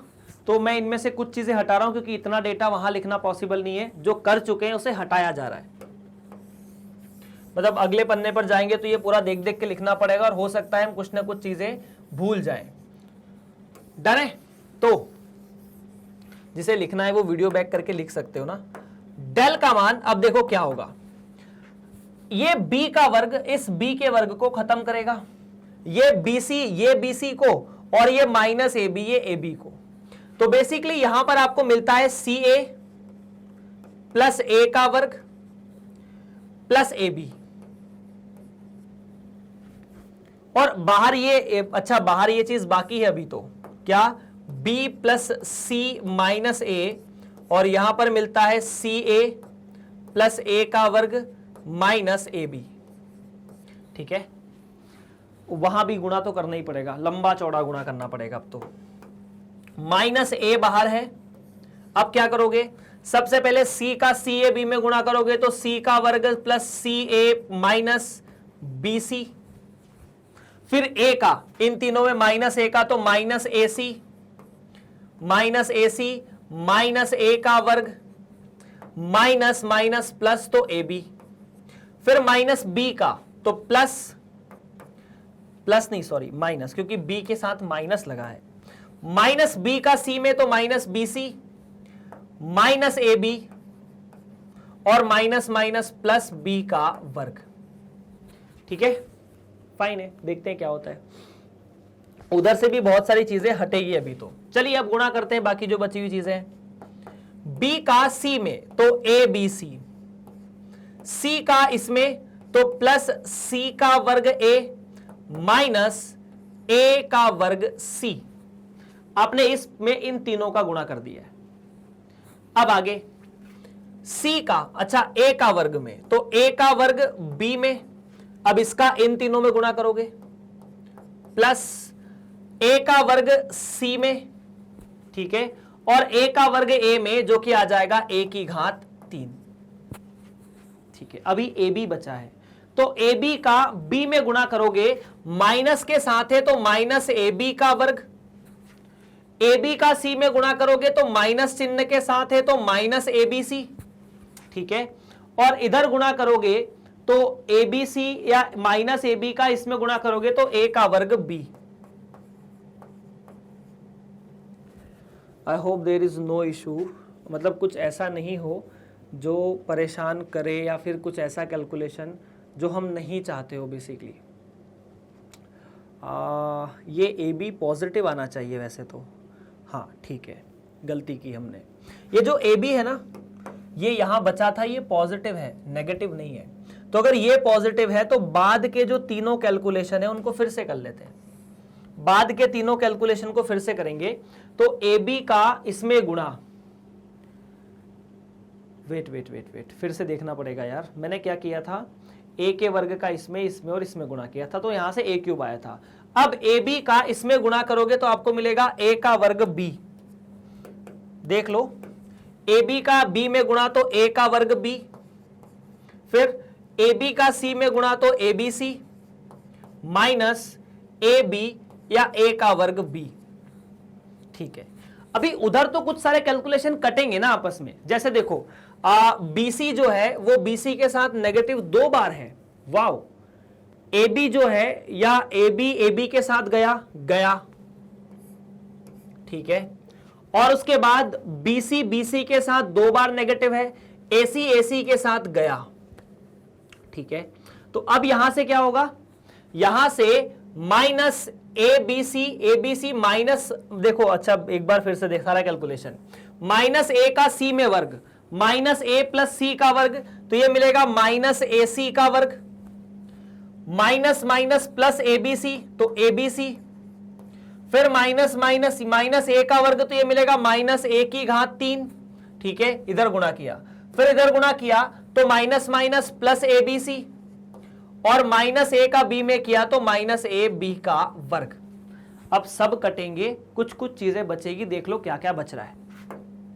देखो एबीसी, इस एबीसी को साथ में लेकर 2 एबीसी, 3 एबीसी और 4 एबीसी, तो यहां पर तो 4 ए बी और सी। अब देखो सी का वर्ग ए, सी का वर्ग ए गया, ए का वर्ग सी माइनस ए का वर्ग सी प्लस ए का वर्ग बी, ए का वर्ग बी, फिर वापस सेम चीज है, ये ए का, ये ए बी का वर्ग है यार, लास्ट वाला है ना, ये ए बी का वर्ग इसके साथ गया, और ये ए की घात 3 ए की घात 3 के साथ गया, तो कुछ नहीं बचा, सिर्फ 4 एबीसी बचा। अब हो सकता है कि हमने यहां जो ऑपरेशन शुरू में सिलेक्ट किया हो वो गलत सिलेक्ट कर लिया हो, मतलब ऐसा हो सकता है कि अपन इसे सिंपल तरीके से कर सकते थे, तो देयर कैन बी चांसेस यार, ऐसा हो सकता है कि आप ऑपरेशन गलत लेके बैठ गए हो, ठीक है। आप सिंपल और दूसरे तरीके से करते तो आंसर सिंपल आ जाता। तो खैर सिद्ध करना था, कर दिया, हमारा काम भी फिनिश हो चुका। अगले प्रश्न की तरफ बढ़ते हैं। यदि x plus Y plus Z भिन्न हो और डेल इसका पूरे का मान 0 हो, तो दर्शाइए कि 1 प्लस एक्स वाई जेड बराबर 0 है। आपको प्रश्न में यह बोला है कि यदि ये अलग अलग हो और इस पूरे का मान अगर 0 है तो आपको बताना है कि 1 प्लस एक्स वाई जेड 0 है। तो मैं इस डेल को ऐसे लिख दूं क्या, एक्स वाई जेड, एक्स का वर्ग, वाई का वर्ग और जेड का वर्ग, और साथ में 1 1 1 plus X Y Z plus X का वर्ग, वाई का वर्ग, जेड का वर्ग, और यहां से x की घात 3, y की घात 3 और z की घात 3। ऐसा क्यों? क्योंकि हमने एक प्रॉपर्टी पढ़ी थी कि अगर हम चाहें तो इन तीनों को, मतलब इन अवयवों को, 2 अवयवों को जोड़ के रूप में, तो इसे एक पंक्ति बना, इसे एक स्तंभ बनाकर, इसे एक स्तंभ बना के 2 अलग अलग सारणिक लिख सकते हैं, ठीक है। एक छोटा सा काम और कर देते हैं। माना एक डेल1 नाम का सारणिक लेता हूं, ठीक है।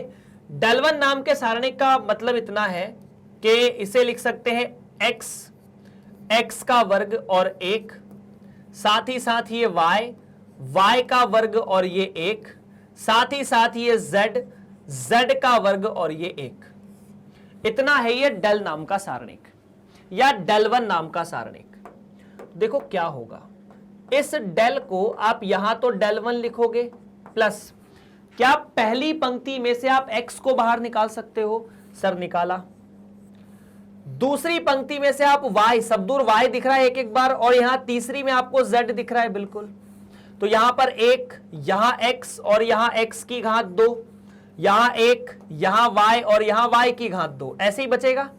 यहां z और यहां z की घात 2।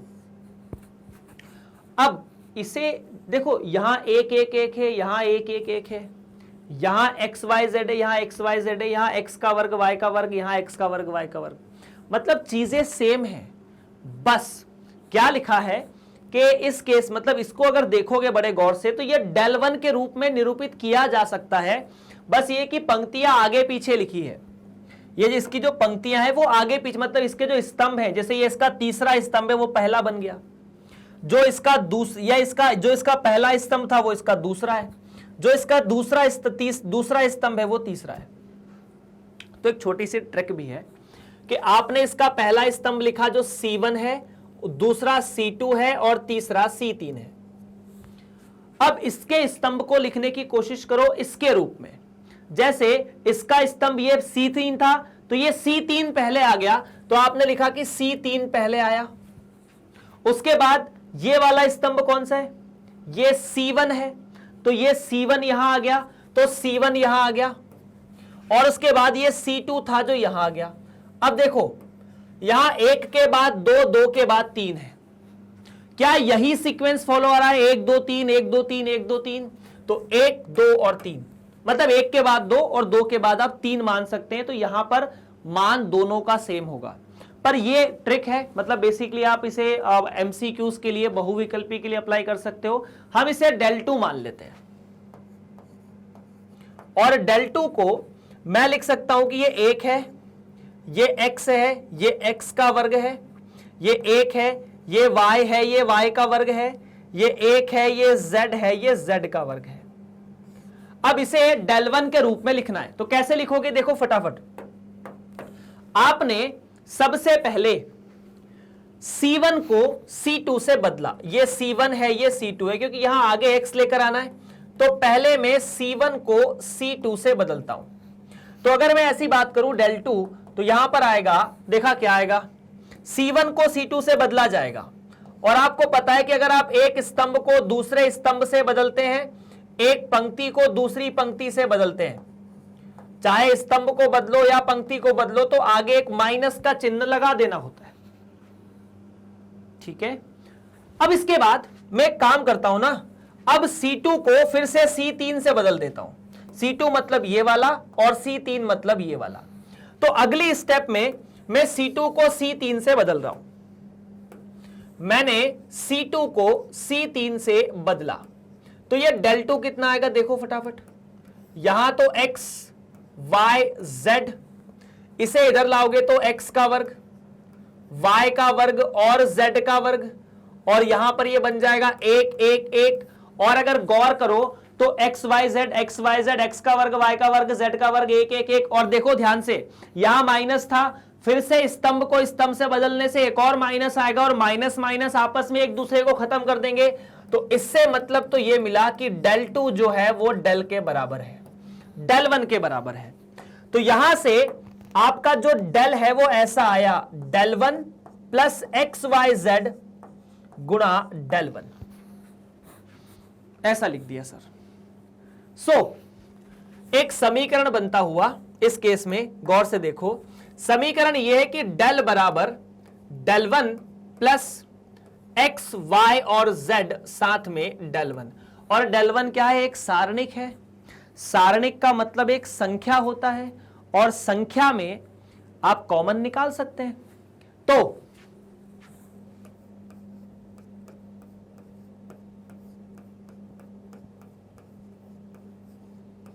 अब यहां से कुछ चमत्कारी स्टूडेंट बोलेंगे कि सर इसका मान दिया है 0, इसका तो मान दिया है ना, इसको आपने del लिखा था, del का मान तो 0 दिया है, तो इसका मतलब ये 0 है। तो अगर ये 0 है तो इसका मतलब ये 0 है ना। तो अगर आप ऐसा बोल रहे हो तो आप गलत हो सकता है del 1 का मान 0 हो जाए। अगर आप ये बोल रहे हो ना कि del 1 गुणा 1 plus X plus Y plus Z ये 0 है, तो हो सकता है कि del 1 का मान 0 हो जाए, ये भी तो संभव है। हो सकता है इसका मान 0 हो जाए, ये 0 ना हो। तो हमें सवाल में यह देखना है कि del 1 का मान 0 हो सकता है क्या। अभी सवाल पूरी तरह सॉल्व नहीं हुआ है। अब आप del 1 का मान निकालिए कि del 1 का मान क्या होगा। अब हम निकालेंगे del 1। del 1 का मतलब यहां x y z, यहां x का वर्ग, y का वर्ग, z का वर्ग, यहां एक एक और एक। क्या तरीका है मान निकालने का? तरीका यह है कि आप पहली पंक्ति से दूसरी पंक्ति और तीसरी पंक्ति का जो एक एक है उसे 0 कर दो। बेस्ट वे तो यही है। तो मैंने यहां एक छोटा सा ऑपरेशन लगाया, छोटा नहीं है वैसे ये, कि मैं R2 में R2 माइनस R3 करूंगा या R1 करूंगा, साथ ही साथ ये काम मैं R3 में भी करूंगा। जब मैं ऐसा ऑपरेशन करने जाऊंगा, सुनना बात को बड़े गौर से, ये x है, x का वर्ग और एक, R1 को असर नहीं पड़ेगा, R1 घटाया जा रहा है किसमें? R2 R3 में, तो इसको तो असर पड़ना है नहीं। y में से x गया और z में से x गया, y का वर्ग माइनस x का वर्ग, z का वर्ग माइनस x का वर्ग, और ये 0 ये 0। और एक छोटी सी बात और भी अगर आपको ध्यान हो तो, क्या कि a का वर्ग प्लस b का वर्ग या a का वर्ग माइनस b का वर्ग क्या होता है? a प्लस b और a माइनस b। तो जगह बचाने के लिए मैं डायरेक्टली ये y का वर्ग माइनस x का जो वर्ग है इसे लिख सकता हूं ना, y minus x, y plus x।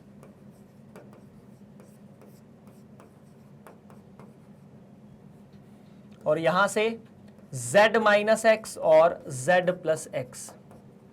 एक बात बोलूं, जो सारणिक ये वाला ना, इसका मान आपको हमेशा के लिए याद रखना है, इसलिए जो मतलब सवाल में भी सॉल्व हो रहा है ना, इसको याद रख लेना। अब आप दूसरी पंक्ति में से यहां y माइनस एक्स आपको कॉमन दिखा, यहां पर भी, और 0 में से तो कुछ भी कॉमन निकालो फर्क नहीं पड़ता। तो del 1 में आपने y माइनस एक्स और z माइनस एक्स को बाहर निकाला। जैसे आपने इसे बाहर निकाला तो यहां तो x, यहां x का वर्ग और यहां 1, बिल्कुल सही है। यहां पर बचेगा 1, सही है। यहां पर बचेगा 1, यहां पर y plus z, y plus x और z प्लस x बचा, बाकी जगह 0 0। ऐसा कुछ देखो, ऐसा अगर कुछ है तो ये चले गए ना, यहां से ये चले गए उठ के, ये चला गया तो 1 बचा, ये चला गया तो 1 बचा, ये पूरा ठीक है। अब आप इसे C3 के सापेक्ष खोल सकते हो। आप क्या कर सकते हो, आप इसे C3 के सापेक्ष ओपन करो। C3 के सापेक्ष, क्योंकि C3 में 2 ऐसे अवयव हैं जो शून्य है, बचा सिर्फ 1, तो 1 का गुणा करना पड़ेगा, बात सही है। तो del 1 बराबर y minus x, z minus X, और यहां 1 गुणा, देखना क्या होगा, इसका इसमें गुणा, तो 1 गुणा x प्लस z, 1 है ना, ये 1 है, तो इस 1 के लिए ये पंक्ति और ये स्तंभ तो हटा ही दिया। जिसके सापेक्ष निकालते हैं, जिस अवयव के बारे में बात करते हैं, उसकी पंक्ति उसका स्तंभ हटा, तो 1 माइनस 1 गुणा x plus z minus y plus x, मतलब बेसिकली इसमें से इसका गुणा करके घटाओगे तो y प्लस x का ऋणात्मक y माइनस x। फाइन है, ओके। सो del 1 का मान y minus x, z minus X, और ये इससे चला गया z माइनस y। इस del 1 को आप ऐसे भी याद रख सकते हो। अब इतना del 1 आया तो चूंकि मैं लिख सकता हूं क्या कि del 1 बराबर, मैंने क्या किया, y माइनस एक्स को x माइनस y लिख दिया, तो एक माइनस का चिन्ह आएगा सर, वो कहां जाएगा बताता हूं। x माइनस या z माइनस y को y माइनस z लिख, तो इसका माइनस और इसका माइनस खत्म हो जाएगा, तो ये y माइनस z हो जाएगा और ये z माइनस x हो जाएगा। ऐसे याद करने में आसान रहेगा, इसको याद रख लेना ऐसे सारणिक को। तो क्या किया समझ लो ना, इसे आपने x माइनस वाई लिखा तो माइनस का चिन्ह बाहर आएगा, इसे भी y माइनस z लिखोगे तो माइनस का आएगा, तो माइनस माइनस प्लस हो जाएंगे, इसे तो z माइनस एक्स लिखने दो। तो डेल वन का मान x minus Y, Y minus X, Y minus Z और z माइनस एक्स। और साथ में प्रश्न में ये दिया है कि x y z तीनों भिन्न हो, मतलब ऐसा साथ में ये जानकारी दी है कि x is not equal to y is not equal to z। क्या x y z अगर भिन्न है तो ऐसा है तो बराबर तो हो नहीं सकते। तो अगर x y के बराबर नहीं है तो क्या ये जीरो हो सकता है? नहीं। क्या ये जीरो हो सकता है? नहीं। क्या ये जीरो हो सकता है? नहीं। इसका मतलब ये है कि डेल वन कभी भी जीरो नहीं हो सकता इस केस में। अब अगर इसे समीकरण एक कहा जाए तो अगर डेल वन जीरो नहीं है तो फिर क्या जीरो होना चाहिए? यही जीरो होना चाहिए। तो मैं लिख सकता हूं एक के लिए, मतलब समीकरण एक को संतुष्ट होने के लिए एक plus X Y Z should be equal to zero. लो भाई साहब, है ना, बात समझ में आई क्या? देखो ये तो जीरो नहीं हो सकता क्योंकि एक्स वाई और जेड तीनों अलग अलग हैं। अगर तीनों अलग अलग हैं तो ये तो जीरो नहीं है, तो बचा क्या? यही दो संख्याओं का गुणा जीरो कब होता है? जब दोनों में से कोई एक संख्या या दोनों संख्या जीरो हो। अब ये भाई साहब तो जीरो नहीं हो सकते ना, तो बचा क्या? यही, इसको तो होना ही पड़ेगा फिर। डन है। तो काफी बढ़िया सवाल है ना डिटर्मिनेंट के, मजा आ जाता है ना? क्लियर है? देखो दिखने में ये सवाल बड़ा खतरनाक है। एक बढ़िया सा शेर है कि आसमां अपनी ऊंचाई पे बहुत इतराता है, आसमां अपनी ऊंचाई पे बहुत इतराता है, नादान है जमीन से नजर आता है। तो ये छोटी छोटी चीजें हैं, जमीन से देखोगे ना तो बहुत आसानी से दिख जाएगी। अगर देखने में डर लगेगा तो फिर तो डर का कोई इलाज है ही नहीं, है ना? चलिए प्रश्न नंबर 16, दर्शाइए कि एक प्लस ए एक एक, एक प्लस बी, ठीक है, और एक एक सी ऐसा ऐसा ऐसा है। एक बार फटाफट देखो इस सवाल को, ट्राई करके देखो फटाफट। तो देखो जैसा एक सवाल इसके पहले था, उदाहरण नंबर 14 अगर आप गौर से देखो तो लगभग ऐसा ही था। यहां एक एक है, यहां पर भी एक एक है और यहां पर भी एक एक है, बाकी सब चीजें सेम थी। तो यहां पर अपन केस अगर थोड़ा अलग माने इस सवाल का तो करना लगभग वैसे ही है, यूं समझ लो।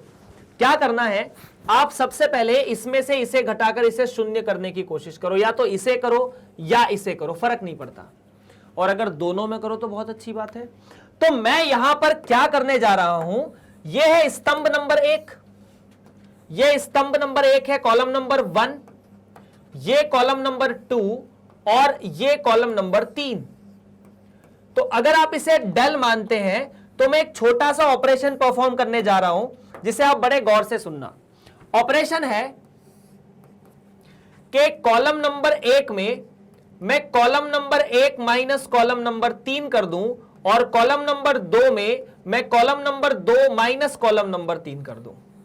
सब में से कॉलम नंबर 3 घटाया जाए तो क्या आए, देखो फटाफट।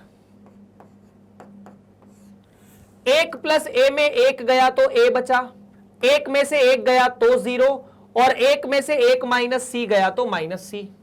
एक से एक गया तो 0, एक प्लस बी से एक गया तो बी और एक से एक गया तो बी पर माइनस सी यहां बच जाएगा, है ना? एक माइनस सी, बाकी ये एक और ये एक प्लस सी जैसा है वैसा ही रहेगा। अब आप इससे ज्यादा इसे सॉल्व नहीं कर सकते। अगर करने जाओगे, जैसे मान लो आपको दिखा कि सर ये माइनस सी है तो इसमें से इसे घटा देंगे तो ये 0 हो जाएगा, तो यहां ये भाई साहब को बुरा लग जाएगा, ये बी हो जाएंगे। सो नाउ हम एक काम करते हैं, हम सीधा इसका एक्सपेंशन करते हैं, खोलने जा रहे हैं बेसिकली। किसके सापेक्ष? पहली पंक्ति के सापेक्ष, R1 के सापेक्ष में खोलने जा रहा हूं। तो सबसे पहले यहां तो A आएगा, A लिखा। B में 1 प्लस सी का गुणा होगा तो B गुणा 1 प्लस सी, माइनस क्या होगा, 1 गुणा सी का माइनस, तो 1 गुणा माइनस सी। अगला अवयव 0 है, इसे फर्क नहीं पड़ता। इसके बाद लिखा है 1, 0 है, बाकी बाहर 0 आ जाएगा तो अंदर कुछ भी लड़ाई हो 0 ही आना है। अब ये 1 है तो आप क्या करोगे, इसका इसमें गुणा करोगे, इसका इसमें गुणा करोगे। अगर ऐसा है तो आपने क्या किया, 0 का -c में गुणा किया, माइनस b का -c में गुणा किया। ठीक है, तो यहां से ये तो है a, b प्लस bc और ये मिला के प्लस c हो जाएगा यार। ठीक है, प्लस यहां तो ये 1 0 माइनस माइनस प्लस bc, तो यहां से डेल जो है वो कुछ इस प्रकार मिला, ab plus abc plus ac plus bc, जो कि आपका एक बहुत ही प्यारा सा रिजल्ट है। यही है, ठीक है, यही है ना। मतलब इसे आप बाहर लिख लोगे, एबीसी को पहले लिख लो, वहां एबीसी को पहले लिखा है, A plus ABC plus AB plus BC plus AC, या सी ए लिख दो।